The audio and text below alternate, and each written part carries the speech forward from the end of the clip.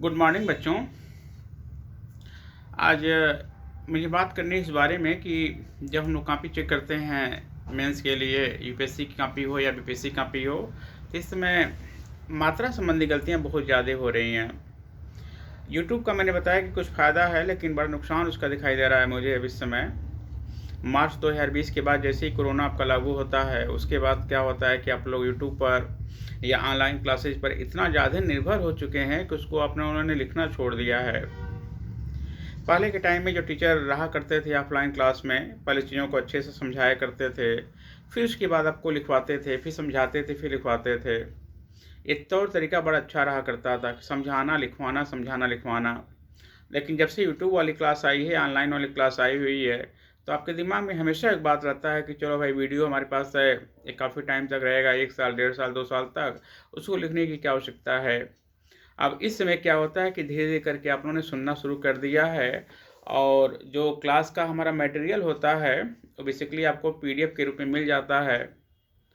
तो जो मैटर होता है, आप उसको यूट्यूब पे जाकर सुन लेते हैं, और रही बात पीडीएफ, तो पीडीएफ भी जाकर अपना लैपटॉप पर या कहीं पर भी जाकर उसको पढ़ लेते हैं।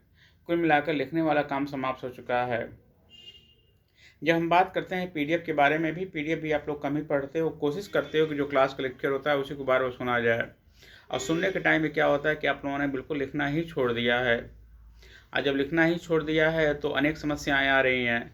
कहाँ पर छोटी ई की मात्रा होगा, कहाँ बड़ी ई की मात्रा होगा, कहाँ छोटी यू की मात्रा होगा, कहाँ बड़ी यू की मात्रा होगा। ये सब चीज़ क्या होता है कि आप लोगों ने बिल्कुल भी अब ध्यान देना आप लोगों ने छोड़ दिया है। और बच्चों समझ लो, इस समय यदि आप लोग तैयारी करते हो यूपीएससी के बारे में, आप सबको पता है कि पूरे इंडिया का सबसे बड़ा एग्ज़ाम है। यदि हम बात करते हैं बीपीएससी के बारे में, तो यह स्टेट लेवल का सबसे बड़ा एग्ज़ाम होता है। और आप बताओ, इंडिया और मतलब स्टेट पीसीएस का जब एग्ज़ाम देते हो, सबसे बड़े एग्ज़ाम के बारे में हम लोग बात करते हैं, और यदि इस तरह की गलती होती है, तो फिर बताओ कितनी मतलब अच्छा में बात होती है। यहाँ तक कि आप लोगों ने अपना नाम भी गलत लिखना शुरू कर दिया है। यदि आपका नाम सोनू है, तो पता नहीं होता है कि आप लोगों को कि न पर छोटी यू की मात्रा लगेगी, बड़ी यू की मात्रा लगेगी। और बच्चों, ये बात आप अच्छे से समझ लो कि सारी चीज़ें अक्षम में होती हैं। अक्षम में मतलब होता है कि इसको माफ़ नहीं कर सकते हैं। किसी क्वेश्चन का आंसर लिख रहे हो, बहुत अच्छा नहीं होगा तो 40-50% नंबर मिल जाएंगे, बहुत अच्छा होगा तो 60-70% मिलेगा। लेकिन यदि वर्तनी की गलती होती है तो बहुत अक्षम में हो जाती है। कई बार आप लोगों ने सुना होगा कि आपके बहुत सारे सीनियर हैं, बहुत सारे लोग हैं आपके अगल-बगल जो रहते हैं, जब आपसे वार्तालाप करते हैं, बातचीत करते हैं, तो उनको दुनिया के लगता है कि हर विषय के बारे में बहुत अच्छा नॉलेज होता है। लेकिन महत्वपूर्ण बात आपका यह है कि वो कभी भी मेंस क्वालीफाई नहीं कर पाते हैं, और यदि कभी-कभार वो मेंस क्वालीफाई कर भी पाते हैं, फिर भी क्या होता है कि उनका सिलेक्शन फाइनल नहीं हो पाता है।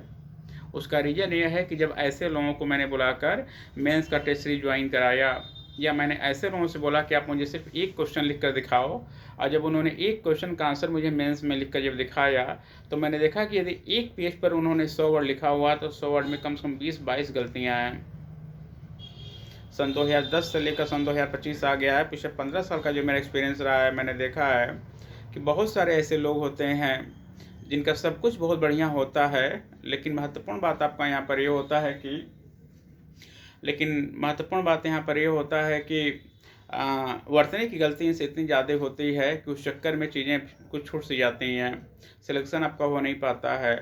और जो वर्तनी की गलती होती है, ध्यान देना, कॉपी चेक करने वाला बहुत ज़्यादा इरिटेट होता है। अब ऐसा तो है ना कि गलती आप करते हो तो कॉपी जो चेक करता है वो भी गलती करता होगा, ऐसा बिल्कुल भी नहीं होता है। तो हम चाहेंगे कि इन गलतियों को आप जल्दी से जल्दी दूर करो। इन कमियों को दूर करने का जो सबसे बड़ा तरीका यह है कि मान लो आप कोई भी चैप्टर पढ़ रहे हो, हिस्ट्री में मान लो पढ़ रहे हो 1857 की क्रांति, उसके बाद में जब तक आप टेक्स्ट बुक नहीं पढ़ोगे भाई, तब तक समझ में नहीं आएगा कि वर्तनी कहाँ क्या लिखा हुआ है। मान लो पीडीएफ ही दिया हुआ, आपके पास पैसा नहीं, चलो पीडीएफ ही बार बार देखो कि कहाँ पर मात्रा संबंधी क्या उसमें ध्यान देने वाली बात होती है। जब तक इस तरह की चीज़ों को नहीं करोगे, समस्या बहुत आएगी। मान लो बात करते हैं हम लोग इंडियन इकानमी के बारे में। इंडियन इकानमी में आप बहुत बढ़िया लेक्चर सुन रहे हो, सब कुछ समझ में आ रहा है, बहुत मज़ा आ रहा है, लेकिन जब लिखने की बारी आती है तो वर्तनी की गलती पहले शब्द से ही शुरू हो जाती है। जब हम लोग इंडियन इकानमी के बारे में बात करते हैं तो रमेश सिंह की किताब बहुत अच्छी आती है। ये किताब आपको पढ़ना चाहिए। जब तक किताबों से मोहब्बत नहीं होगा, समस्याएं ध्यान देना बनी रहेंगे। तो ये बात लिख कर रख लो भाई कि जितना बार चाहो क्लास कर लो, कोई फ़ायदा नहीं है। जितना लेक्चर सुन लो कोई फ़ायदा नहीं है, जितना बढ़िया बोल लो कोई फ़ायदा नहीं है। जब तक आप लिखोगे नहीं तब तक उसका कोई फ़ायदा नहीं होगा, ध्यान देना। तो यही आप लोगों से हमारा रिक्वेस्ट यह है कि जब भी कोई चीज़ पढ़ो तो एक बार लिखा करो, और लिखने के साथ साथ क्या करना है कि वर्तनी जो गलती होती है उसको बिल्कुल न्यूनतम करने का प्रयास करो, उसको मत करो, ज़्यादा बेहतर होगा। आप में से बहुत सारे बच्चे ऐसे होते हैं, बोलते हैं सर कॉपी चेक करने के टाइम में जो भी वर्तनी की गलती होता है उसको गोला कर दिया करिए। पहली बात तो आपको ऐसी बात करनी नहीं चाहिए, और वर्तनी की गलती चेक करना बेटा मेरे बस की बात नहीं होती है। मान लो यदि हमने कोई आपका लॉन्ग आंसर चेक किया हुआ है, मान लो आपका कोई क्वेश्चन है 250 शब्द में, 350 शब्द में, 400 शब्द में, 1 2 3 जगह कहीं गलती मिलती है तो उसको हम गोला कर सकते हैं। लेकिन पता चला कि क्वेश्चन पढ़ना ही शुरू कर देते हैं, पहले शब्द से, पहले लाइन से ही गलती मिलना शुरू हो जाता है, तो हम गलती ढूंढेंगे कि उसमें कंटेंट देखेंगे। सॉरी। तो दोस्तों हम यही चाहते हैं, बच्चों हम यही चाहते हैं आपसे कि जो कंटेंट में जो गलतियां होती हैं, वर्तनी संबंधी गलतियां, इन गलतियों को जितना जल्दी दूर करोगे उतना आपके लिए बेहतर होगा। नहीं तो फिर कितना भी ऑनलाइन क्लास कर लो कोई फ़ायदा नहीं है। जितना देर चीज़ों को सुनते हो कोशिश करो कि उतना देर तक हम लिखने का भी प्रयास करें। वर्तनी आपकी बहुत ज़्यादा गलती है तो हम उम्मीद करते हैं यदि कोई आपका रूममेट है और आपको लगता है कि उसकी वर्तनी बहुत अच्छी है तो आप वहाँ से मदद ले सकते हो, आप उनसे चेक करा सकते हो।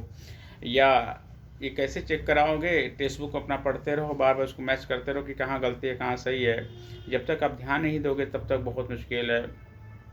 तो फाइनली कहने का मतलब ये है कि आप कितना भी अच्छा नॉलेज कर लो, कितना भी अच्छा नॉलेज ले लो, कितना भी अच्छा यूट्यूब से सब कुछ देख लो, कंटेंट कितना भी अच्छा हो, लेकिन यदि कॉपी पर उतर नहीं पाएगा तो फिर कोई फ़ायदा नहीं है।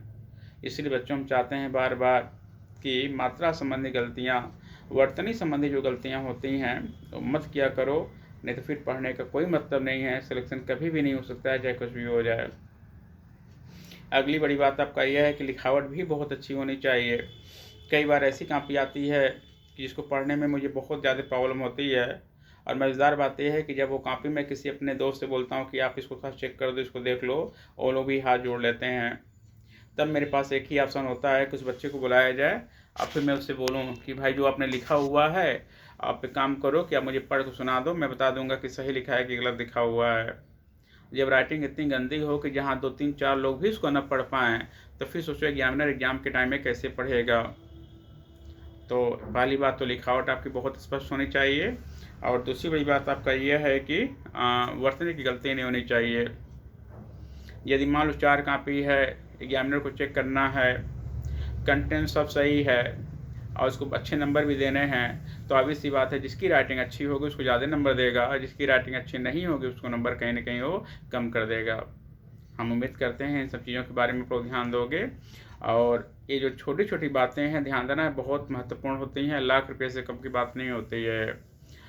बड़े बड़े कोचिंग में बड़ी बड़ी बातें होती हैं, लेकिन ध्यान देना उन बड़ी बड़ी बातों से सिलेक्शन नहीं होता है। सिलेक्शन हमेशा छोटी छोटी बातों से ही होता है, सिलेक्शन छोटी छोटी चीज़ों से ही होता है।